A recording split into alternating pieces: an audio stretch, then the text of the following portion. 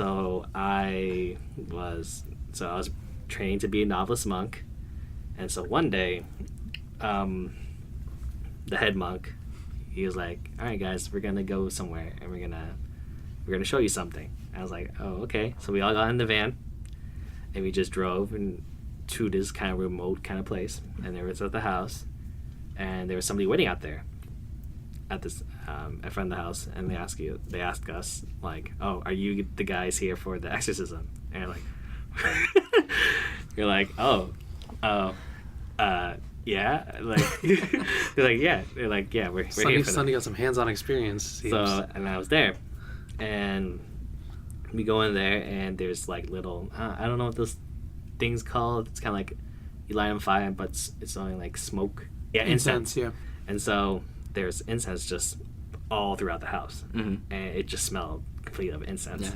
So we're like, so everyone else, we just followed the head monk, and then we head into this room, and in there was just same thing I had with my grandma, lying in the bed, and just it was dead quiet. And so we go in there, we all gather around the head monk. All right, like watch this. And so he touches the person. Instantly, the person gets up, like just wakes up all of a sudden and just grabs the head monk's like hand, and just like grabs it really hard. And I see like kind of like he's losing color. That's how like hard the person was grabbing, and it's like, "What are you doing here? You shouldn't be here." Wait, who said that? The head monk? Or... No, the person in the bed. Oh shit! And he's like, "You shouldn't be here." And he's like, and then the monk asked the same thing the ghost did. It's like, "What are you doing here?" Oh, wow. No, you. Like, "No, you. What are you doing here?" And me and the other disciples were all just stunned what was going on, and we are like, "What the fuck? What's going on here?" And he just starts. He's just like, "All right, guys, everyone start praying." So we all got down on the floor and we just started praying, and then I just hear screaming from what's going on, and basically the ghost or whatever it is just kind of like yelling at us and screaming at us and just cursing at us and Thai, and just calling us names. And the head monk is also praying as well, and I think it just the room started getting really, really hot. And I thought it was just from the incense, or it was like during the summer too. So I was like, "Oh my god, why is it so hot in here?" Mm-hmm. But then it like, I don't know why, but there's like a flux change in temperature, and things started getting cold now.